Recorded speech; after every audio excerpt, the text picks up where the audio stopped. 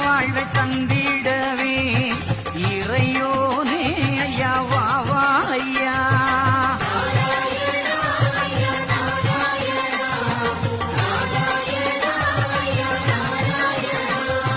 நம்பலங்கள் ஐயா மாற்றிடணும், மன சஞ்சலத்தை ஐயா போக்கிடணும்.